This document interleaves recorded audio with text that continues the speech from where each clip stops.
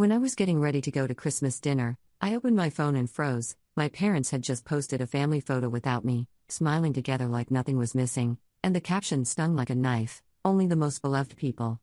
My hands shook, but I stayed quiet. I didn't comment, didn't argue. Instead, I made one call and canceled the entire catering they were expecting for the evening. Hours later, my phone buzzed nonstop, 53 missed texts, calls from my mother begging, my father demanding, my sister screaming. Finally, I picked up, let the silence drag out, and said only 6 words before hanging up. My name is Sarah Mitchell, and this is the story of the Christmas dinner that changed everything between my family and me forever. I should probably start at the beginning, because the real story doesn't begin with that phone call I made to cancel their catering. It begins 3 years earlier, when I made what my parents considered the worst mistake of my life. I married Marcus Thompson, a black man who happened to be the love of my life and the kindest soul I'd ever met. My parents, Robert and Linda Mitchell, had always been what they liked to call traditional. Growing up in suburban Connecticut, they'd raised me and my younger sister Jessica with what they claimed were good old-fashioned values. But when I brought Marcus home for the first time, those values showed their true colors faster than you could say family dinner. The microaggressions started immediately. My mother would make comments about Marcus's different background, always with that tight smile that never reached her eyes. My father would ask pointed questions about Marcus's job as a software engineer, as if he couldn't believe a black man could have such a successful career. They'd make jokes about urban culture and would suddenly have opinions about everything from hip-hop music to basketball, subjects they'd never cared about before Marcus entered the picture. But the real breaking point came when Marcus and I announced our engagement. The silence around the dinner table was deafening. My sister Jessica just stared at her plate, while my parents exchanged those looks, the kind married couples perfect over decades of silent communication. "Are you sure about this, honey?" my mother finally asked, her voice dripping with false concern. Marriage is hard enough without adding complications. "What kind of complications?" I'd asked, though I knew exactly what she meant. My father cleared his throat. "Well, Sarah, you have to think about the children. Mixed children have such a hard time finding where they belong. And what about our family gatherings? Marcus might feel more comfortable with his own people." I should have walked out that night. Instead, I spent the next 2 years trying to build bridges that my parents kept burning down. Marcus, bless his heart, tried harder than anyone should have too. He brought thoughtful gifts, remembered birthdays, offered to help with yard work and home repairs. He even learned to play golf so he could bond with my father. Nothing worked. The wedding was a disaster. My parents showed up late, sat in the back, and left immediately after the ceremony without staying for the reception. The photographer caught my mother's sour expression in half the family photos, and my father spent the entire ceremony checking his phone. When people asked where my parents were during the reception, I made excuses. "They're not feeling well," I'd say, or "they had to leave early for work tomorrow." The lies tasted bitter, but the truth would have been worse. Things got progressively chillier over the following months. Phone calls became shorter and less frequent. Family gatherings always seemed to be scheduled when Marcus and I were busy or out of town. When we did attend, the conversations would stop when we entered the room and restart once we were out of earshot. My parents would be polite but distant, like we were acquaintances they barely tolerated rather than family. Jessica, my younger sister, handled it by pretending nothing was wrong. She'd make forced conversation with Marcus about safe topics like the weather or sports, but I could see the discomfort in her eyes. She was caught in the middle, trying to keep the peace by never acknowledging the elephant in the room. In many ways, her willful blindness hurt more than my parents' open hostility. The final straw had been building for months. Marcus and I had been trying to start a family, and when I finally got pregnant last spring, I was over the moon. I called my mother immediately, expecting tears of joy, congratulations, maybe even a breakthrough in their relationship with Marcus. Instead, I got a measured "oh. Well, that's news." "Mom, you're going to be a grandmother," I said, thinking maybe she hadn't understood. "I know, Sarah. We'll talk later, okay? I need to process this." She never called back. Neither did my father. Jessica sent a text, "Congrats. Can't wait to be an aunt." But even that felt hollow and performative. When I miscarried at 12 weeks, I was devastated. Marcus and I grieved together, held each other through the worst pain I'd ever experienced. I called my parents through tears, needing my mother's comfort, needing to hear that everything would be okay. My father answered. When I told him what had happened, there was a long pause before he said, "Well, maybe it's for the best. You two can focus on your careers now." The words hit me like a physical blow. My baby, their grandchild, had died, and my father's response was that it was for the best. I hung up without saying another word. Marcus found me on the bathroom floor 20 minutes later, sobbing so hard I couldn't breathe. When I told him what my father had said, I watched something change in his eyes. The patience and understanding he'd shown for 3 years crystallized into something harder. "He said what?" Marcus's voice was dangerously quiet. "He said maybe it was for the best," I whispered. Marcus was silent for a long moment, holding me while I shook. Finally, he spoke. "Sarah, I need you to hear me. What your father said wasn't just cruel, it was evil. No decent person responds to someone's grief that way." I wanted to defend my father, to make excuses like I always did. But the words wouldn't come. Because Marcus was right. What my father had said was unforgivable. My mother called an hour later. I almost didn't answer, but some part of me hoped she was calling to apologize for my father's words, to offer the comfort I desperately needed. "Sarah? I heard what happened. I'm sorry about the pregnancy, but honey, your father might have a point. You and Marcus are still so young, and with everything going on between you two and the family, maybe this is God's way of." I hung up on her too. The next 3 months were a blur of grief and anger. I threw myself into work, staying late every night to avoid going home to an empty house that was supposed to hold a nursery. Marcus worried about me, bringing me dinner when I forgot to eat, holding me when the waves of sadness crashed over me without warning. But I couldn't bring myself to call my parents. Every time I thought about reaching out, I heard my father's voice, "Maybe it's for the best." The words had burned themselves into my memory, a cruel soundtrack to the worst experience of my life. Jessica called repeatedly, begging me to reconcile with our parents. She didn't understand why I was being so stubborn about what she called an unfortunate choice of words. But she hadn't been there. She hadn't heard the coldness in my father's voice, the complete absence of compassion for his own daughter's pain. "They're worried about you," Jessica insisted during one of her calls. "Mom cries every night because you won't talk to her." "She cries because I won't talk to her," I said, "but she didn't cry when I lost my baby. She thought that was God's way of solving a problem." "Sarah, that's not what she meant." "It's exactly what she meant, Jess." They were relieved. Their daughter's mixed-race baby was gone, and they saw it as a blessing. The silence on the other end of the line stretched for so long I thought Jessica had hung up. "They love you," she finally whispered. "No," I said. "They love the version of me that existed before Marcus. They love the daughter who dated appropriate white boys and never challenged their worldview. That person is gone, Jess. She died the day I married Marcus, and they've been mourning her ever since." During this period of no contact, something interesting happened. Without my parents' constant criticism and passive-aggressive comments, my marriage actually got stronger. Marcus and I talked more openly about our future, about the family we still hope to have someday. We took a weekend trip to Vermont, staying in a cozy bed and breakfast where the elderly owners treated us like beloved grandchildren.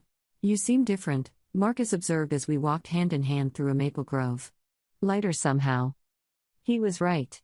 Without the constant weight of my parents' disapproval, without spending mental energy trying to bridge the gap between them and Marcus, I felt free in a way I hadn't experienced in years. "I think I'm starting to understand something," I told him. "All this time, I thought I was fighting for our place in my family. But maybe I was actually fighting for their place in our life."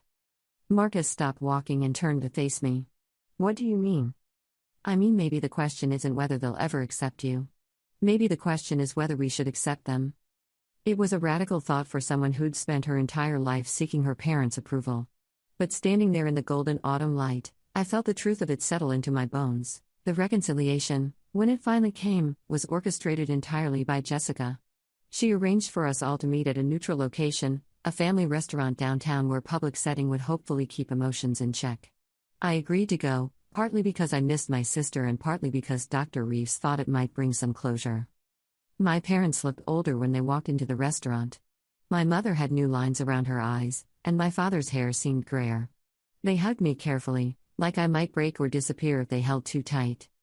"We've missed you so much, sweetheart," my mother said, tears already forming in her eyes. The conversation was stilted at first. We talked about safe topics, work, the weather, Jessica's new apartment. But eventually, the elephant in the room couldn't be ignored any longer. "Sarah," my father said, clearing his throat, "we want you to know that we're sorry for the misunderstanding about The pregnancy situation. Misunderstanding. Even now, he couldn't acknowledge what he'd actually said. It wasn't a misunderstanding, Dad, I replied quietly. You said my miscarriage was for the best. You said Marcus and I could focus on our careers instead. My father's jaw tightened. I was trying to help you see the silver lining in a difficult situation. There is no silver lining in losing a baby, Marcus said, speaking for the first time since we'd sat down. There's only grief. My mother reached across the table and patted my hand. We know you're hurting, honey. But your father was just trying to say that maybe God has different plans for you. Better plans. Better than having children with Marcus? I asked. The silence stretched uncomfortably. Jessica fidgeted with her napkin. We just want what's best for you, my mother finally said. And what's best for me doesn't include Marcus. We didn't say that. You don't have to say it, Mom. Your actions speak loud enough.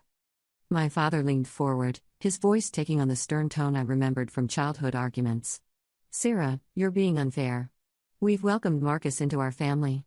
We invited him to the wedding, we include him in holidays. You invited him to the wedding after I threatened not to come if he wasn't welcome.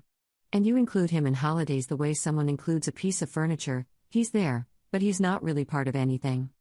That's not true, my mother protested. Marcus, who had been quietly listening to this exchange, finally spoke again. Mrs. Mitchell, can I ask you something? My mother nodded, though she looked wary.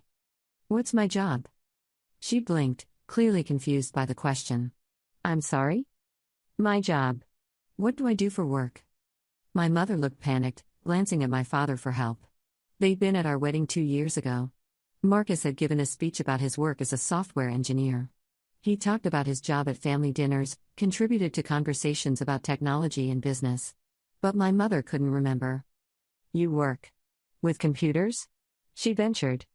I'm a senior software engineer at a cybersecurity firm, Marcus said patiently.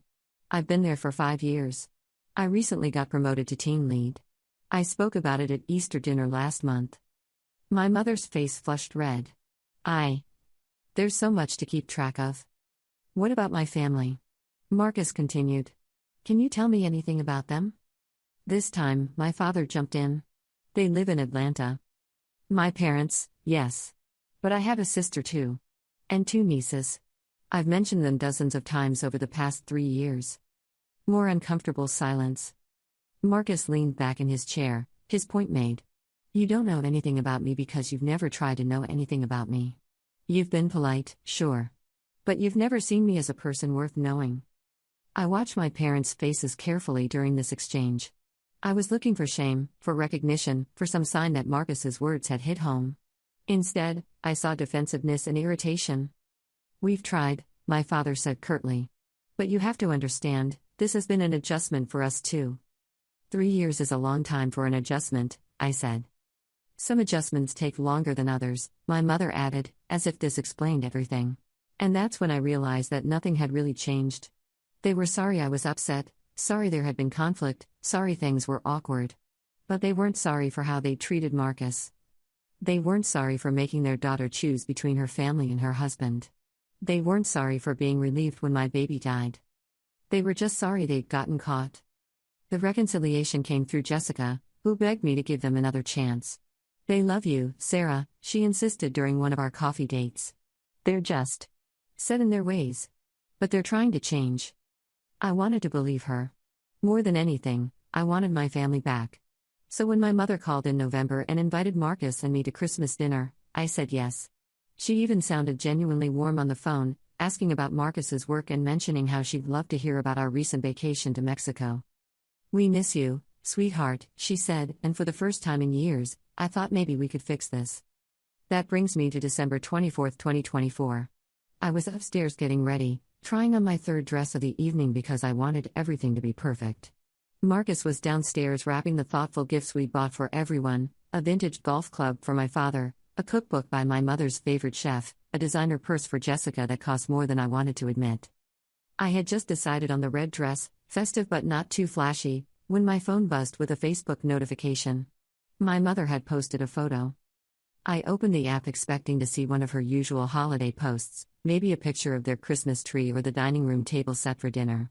Instead, I saw a photo that made my blood run cold. There they were, my parents and Jessica, sitting around their fireplace, wearing matching Christmas sweaters and huge smiles. They looked like the perfect family, warm and loving and complete.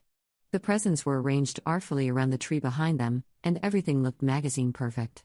But I wasn't in the photo. Neither was Marcus. The caption hit me like a physical blow: Christmas 2024 with only the most beloved people, red heart emoji, #family first, #Christmas joy, #blessed. I stared at the screen, reading it over and over, hoping I was misunderstanding something. But there was no misunderstanding. This was their real family. This was who they considered their most beloved people. I was getting ready to drive 40 minutes to their house for a dinner they clearly didn't want me at. My hands were shaking so hard I almost dropped the phone. 3 years of trying, 3 years of making excuses for them, 3 years of hoping things would get better, and this was what I got. A social media post that made it crystal clear exactly where Marcus and I stood in their lives. I could hear Marcus's voice from downstairs, probably calling to ask if I was ready to go.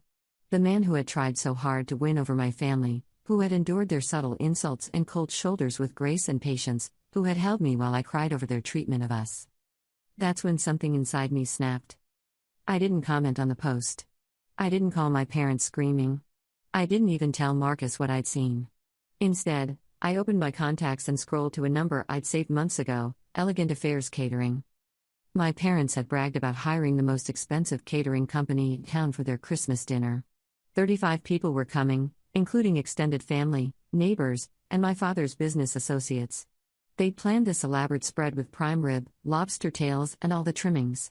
My mother had mentioned the cost several times, probably to impress people with how much they were spending. The phone rang twice before someone answered. Elegant Affairs, this is Jennifer. Hi, this is Linda Mitchell, I said, surprised by how steady my voice sounded. I need to cancel our catering order for tonight. Oh no, Mrs. Mitchell. Is everything okay? We're actually already preparing the food. There's been a family emergency, I said smoothly. We need to cancel everything immediately. But ma'am, this is very last minute. Our policy. I understand there will be cancellation fees, I interrupted. Just cancel it all. The entire order. There was typing in the background. Okay, Mrs. Mitchell, I've canceled order number 4782 for 35 people at your Riverside Drive address. Because this is less than 4 hours before the event, there will be a 50% cancellation fee charged to the card on file. That's fine, I said, though I knew that card was probably maxed out after they paid for all those matching Christmas sweaters. Is there anything else I can help you with? No, that's everything. Thank you. I hung up and sat on the edge of my bed, feeling strangely calm. Marcus called up from downstairs again. Sarah? We should get going soon if we want to be there by 6. I walked to the top of the stairs, still in my red dress, and looked down at my husband. He was so handsome in his navy suit, holding the bag of carefully wrapped presents, excited about what he thought would be a nice family evening. Marcus, I called down. Change of plans. We're staying home tonight. He looked confused. What? Why? I thought your mom was making that special dinner. I came downstairs slowly, my mind crystal clear for the first time in years. My mom can make whatever she wants. We're not going. Sarah, what happened? You seemed excited an hour ago. I showed him the Facebook post. Watched his face fall as he read the caption. Saw the hurt flash across his features before he tried to hide it, like he always did. I'm sorry, he said quietly. I'm sorry they make you choose. I'm not choosing, I said, taking the presents from his hands and setting them aside. They already chose. 3 years ago. I'm just finally accepting it. We ordered Chinese takeout and spent Christmas Eve watching movies on the couch. It was the best Christmas Eve I'd had in years. The phone started ringing around 8 o'clock. The first call was from Jessica. I let it go to voicemail. Then another call from Jessica. Then one from my mother. Then my father. Then back to Jessica.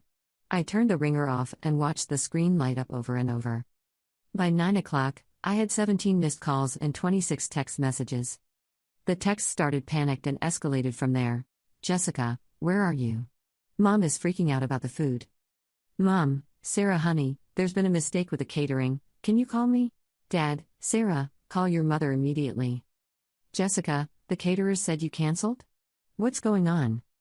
Mom, Sarah call me now. Dad, This is unacceptable behavior, Sarah. Jessica, everyone is asking where you are, Mom is crying, Dad is yelling. Please call, Mom, I don't understand why you would do this to us. Dad, you've embarrassed us in front of our friends and neighbors. Jessica, Aunt Carol and Uncle Mike drove 3 hours for this dinner.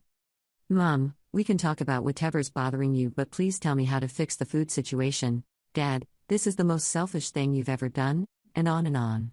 By 10:30, I had 53 text messages and the same number of missed calls. My phone was buzzing so constantly that Marcus finally asked if I wanted him to turn it off completely. No, I said. Let them call. At 11:15, my phone rang for what felt like the 100th time. This time, it was my mother. I looked at Marcus, who nodded encouragingly, and answered. Hello? Sarah. Oh, thank God, I've been trying to reach you for hours. Where are you? Everyone's been asking, and the food situation is a disaster, and I don't understand. I saw your Facebook post. Silence. Sarah, I don't know what. The one with the caption about only the most beloved people. More silence. Longer this time. Honey, that was just what, Mom? It was just a nice photo of us. It doesn't mean, it means exactly what it says. Marcus and I aren't your most beloved people. We never have been. Sarah, that's not fair. We invited you tonight. We wanted you here. I almost laughed. You invited us because Jessica guilted you into it. But that photo shows how you really feel. That photo is your real family. Don't be ridiculous. You're my daughter. Am I? Because for 3 years, you've treated me like a stranger. For 3 years, you've made it clear that my husband isn't welcome in this family. For 3 years, I've bent over backwards trying to earn back a place at a table where I apparently don't belong. My voice was getting stronger with every word. Marcus was watching me with something like pride in his eyes. And tonight, I continued, while I was getting dressed for your dinner, you posted a photo that told the world exactly who your most beloved people are. So I decided to save everyone the trouble of pretending otherwise. Sarah, please, we can work this out. Come over. We'll talk. No. But everyone's here, and there's no food, and that's not my problem. How can you say that? These are your relatives, your father's business partners. Mom, I said, and my voice was ice cold now. Do you want to know the really funny part? I was ready to forgive everything tonight. I thought maybe we could start over. I thought maybe you'd finally decided to accept Marcus as part of this family. But that post? That post told me everything I needed to know. She was crying now. I could hear it in her voice. Sarah, please don't do this. We love you. Do you? Of course we do. Then why wasn't I in the photo, Mom? Silence. The kind of silence that says everything. I let it stretch out, listening to her breathing, waiting for an answer that would never come. Finally, I spoke again. Tell Dad I said Merry Christmas. Sarah, wait, only the most beloved people. I hung up. The phone started ringing again immediately. I turned it off completely and looked at Marcus. How do you feel? He asked. I thought about it. Free. The next morning was Christmas Day. I woke up to Marcus making pancakes and coffee, and we exchanged our gifts in our pajamas. He'd gotten me a beautiful necklace and a book of poetry I'd been wanting. I'd gotten him a watch and tickets to see his favorite band in concert. We spent the day exactly how we wanted to, no schedules, no forced conversations, no walking on eggshells. I didn't turn my phone back on until December 26th. 87 missed calls. 123 text messages. 12 voicemails. The messages ran the gamut from apologetic to furious to manipulative to desperate. My father called me selfish and ungrateful. My mother begged me to reconsider cutting them out of my life. Jessica tried to play peacemaker, insisting that everyone had overreacted and we could fix this. But the message that broke my heart came from my Aunt Carol, my mother's sister who had driven 3 hours for the dinner. Sarah, I don't know what happened with the food, but I want you to know that I noticed you weren't in that family photo your mom posted. I thought it was strange, and after last night, I'm starting to understand why. Your parents spent the whole evening making excuses for you and Marcus not being there, but some of us aren't blind. I'm sorry, honey. You deserved better. Love, Aunt Carol. There were several messages like that. Family members and family friends who had noticed the photo, noticed our absence, and put 2 and 2 together. My parents had spent the evening scrambling to find food. Apparently they ended up ordering 35 pizzas, and trying to explain why their daughter and son-in-law were missing from their Christmas celebration. According to Jessica's increasingly frantic messages, it had been a disaster. The pizzas were late and cold. Several people left early. My father drank too much and got belligerent with my Uncle Mike about politics. My mother locked herself in the bathroom and cried for 20 minutes. The whole evening fell apart without the elaborate dinner they'd planned. But the real satisfaction came from the follow-up messages I received over the next few days. Aunt Carol called to invite Marcus and me to her New Year's Eve party. My cousin David, who had always been cool toward Marcus, sent a message apologizing for his past behavior and asking if we wanted to grab dinner sometime. Even some of my parents' neighbors reached out, having put the pieces together from the social media drama that followed. Because yes, there was social media drama. Someone had screenshotted my mother's original Facebook post before she deleted it. The screenshot started making rounds among our extended family and social circle, especially after people realized Marcus and I hadn't shown up to the dinner. The whispered conversations that had been going on behind closed doors for years suddenly became public. My mother tried damage control by posting a new family photo that included an old picture of Marcus and me, with a caption about loving all her children. But it was too little, too late. The comments section became a battlefield between people defending my parents and people calling them out. My father, never one to back down from a fight, made things worse by posting a long rant about ungrateful children and how family loyalty was dead in America. He deleted it after an hour, but not before several people had screenshotted it. Jessica called me crying on December 28th. "Sarah, you have to come home and fix this. Mom hasn't gotten out of bed in 2 days, and Dad is talking about disowning you completely. The whole family is taking sides. Grandma Patterson called and said she's ashamed of how Mom and Dad treated you." Cousin Beth shared that screenshot on her Facebook with angry emojis. "This is tearing everyone apart." "Good," I said. "Sarah. I'm serious, Jess. This needed to happen. These conversations needed to be had. For 3 years, everyone just ignored how they treated Marcus and pretended everything was fine. Now it's out in the open where it belongs. But can't you just apologize? Come over and talk to them? Fix this?" Apologize for what? For ruining Christmas. For embarrassing them in front of everyone. I didn't ruin Christmas, Jessica. They ruined it when they posted that photo. They ruined it 3 years ago when they decided my husband wasn't welcome in this family. I just stopped pretending otherwise. She was quiet for a long moment. Then, you know they'll never admit they were wrong, right? This is it. If you don't come back and make peace, you'll lose them forever. I lost them 3 years ago, I said. I just didn't realize it until Christmas Eve. What about me? You're willing to lose me too? That one hit hard. Jessica had been caught in the middle of this mess through no fault of her own. But she'd also chosen to stay silent while our parents treated Marcus and me like second-class family members. "Jess, you're my sister and I love you. But I can't keep setting myself on fire to keep everyone else warm. If you want a relationship with me, it has to be separate from them. And it has to include Marcus. I need to think about that. I understand. Take all the time you need." It's been 11 months since that Christmas Eve, and I haven't spoken to my parents since that phone call. Jessica and I have slowly rebuilt our relationship, meeting for coffee dates and shopping trips where we don't talk about our parents. She's made an effort with Marcus too, inviting us to her birthday party and actually having real conversations with him about his work and interests. My parents, according to Jessica, have told everyone that I'm going through a phase and will come crawling back when I realize how much I need them. My father apparently refers to the whole situation as Sarah's tantrum. My mother tells people that I've been brainwashed by Marcus and his family. They still haven't acknowledged that anything they did was wrong. But here's the thing, I don't need them to acknowledge it anymore. That photo, that caption, that cancellation call, it freed me from the exhausting work of trying to earn love that was never really on offer. It freed Marcus from years of trying to win over people who had already decided he wasn't worth their time. The immediate aftermath of Christmas Eve was harder than I'd expected, though. The guilt hit me in waves during the following weeks. Had I overreacted? Was I being too dramatic?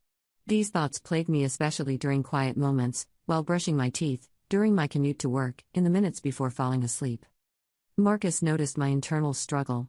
One evening in early January, he found me staring at my phone, thumb hovering over my mother's contact. "You're thinking about calling them," he said, settling beside me on the couch. "Maybe I should apologize," I whispered. "Maybe I went too far." Marcus was quiet for a long moment. Then he pulled out his own phone and scrolled to something. "Read this," he said, handing it to me. It was the screenshot Aunt Carol had sent him, my mother's original Facebook post. Seeing it again, weeks later, the caption still hit like a slap: "Christmas Eve with only the most beloved people." "Tell me," Marcus said gently, "what you would apologize for. For standing up for yourself? For refusing to pretend that post didn't hurt? For finally saying enough is enough?" I stared at the photo, my parents and Jessica looking so happy, so complete without us. But the dinner. All those people. All those people got to see your parents' true priorities, Marcus said. And some of them, like Aunt Carol, finally understood what we've been dealing with. That's not your fault, Sarah. That's consequences. Dr. Reeves helped me work through the guilt during our sessions that winter. She introduced me to a concept that changed everything: you cannot control other people's reactions to your boundaries. You can only control whether you maintain them. Your parents are angry because their comfortable dynamic was disrupted, she explained. For 3 years, they got to have their cake and eat it too. They could treat Marcus poorly while still having access to you. Your action forced them to face the cost of their choices. But what if they never speak to me again? I asked. What if they don't? She countered. Would that actually make your life worse, or would it just feel sad because you're grieving the parents you wished you had? That question sat with me for weeks. I realized I was mourning not my actual parents, but the fantasy parents who would have embraced Marcus, celebrated our marriage, and grieved our miscarriage with us. Those parents had never existed. Meanwhile, life without their constant criticism was revealing itself to be remarkably peaceful. Marcus and I started making plans we'd put on hold, travel we'd avoided because it might conflict with family obligations, career moves we delayed to stay geographically close to my parents. We talked about starting a family again without the shadow of knowing our children would grow up feeling unwanted by their maternal grandparents. The validation from extended family members continued trickling in throughout the winter. My cousin David called in February to apologize for not speaking up sooner about how my parents treated Marcus. My uncle Mike sent a card saying he and his wife were proud of me for standing up for my marriage. Even family friends reached out, some sharing their own stories of being excluded or marginalized by relatives. It became clear that my parents' behavior hadn't been as subtle as they thought. People had noticed. They'd just been too polite, or too conflict-averse, to say anything directly. We bought our own house in March, in a neighborhood 45 minutes away from my childhood home. We're trying to start a family again, and this time, our children will never have to wonder whether their grandparents love them. They'll be surrounded by people who consider them beloved, always and without question. I've learned that family isn't about blood or obligation. It's about who shows up, who makes space for you, who celebrates your joy and comforts your pain. Marcus's family welcomed me from day one. Our friend group has become our chosen family. Aunt Carol and several of my cousins have made it clear that they consider Marcus and me part of their inner circle. Sometimes I wonder what would have happened if I had gone to that dinner anyway. If I had swallowed my hurt over the Facebook post and pretended everything was fine. If I had spent another year or 5 or 10 trying to prove that Marcus and I deserve a seat at their table. But then I remember those 6 words I said to my mother before hanging up: only the most beloved people. Because that's what Marcus and I are to each other, and to the family we're building together. We are each other's most beloved people, and that's more than enough. The funny thing is, I actually owe my parents a debt of gratitude. That Facebook post was the wake-up call I needed. It showed me exactly where I stood, and it gave me permission to stop fighting for crumbs of affection from people who had already decided I wasn't worth their love. So thank you, Mom and Dad, for posting that photo. Thank you for the caption that cut like a knife but ultimately set me free. Thank you for showing me that sometimes the most loving thing you can do for yourself is to walk away from people who don't know how to love you back. This Christmas, Marcus and I will be hosting dinner for the first time. Aunt Carol is coming, along with 2 of my cousins and their families. Marcus's parents are flying in from Atlanta. Our friends Sarah and Mike, yes, we have the same name, it's led to some hilarious confusion, are bringing their kids. We'll take lots of photos, and I might even post them on social media with a caption about being surrounded by love. Because that's what real family looks like, not matching sweaters and forced smiles, but genuine joy shared between people who choose to be there for each other. And somewhere, probably scrolling through Facebook and seeing those photos, my parents will know exactly what they chose to give up when they decided that their most beloved people didn't include the daughter who spent 3 years begging for their acceptance. That realization might sting them for a moment. But it won't sting me at all. Because I'm exactly where I belong, with exactly the people who matter. And we're almost beloved here.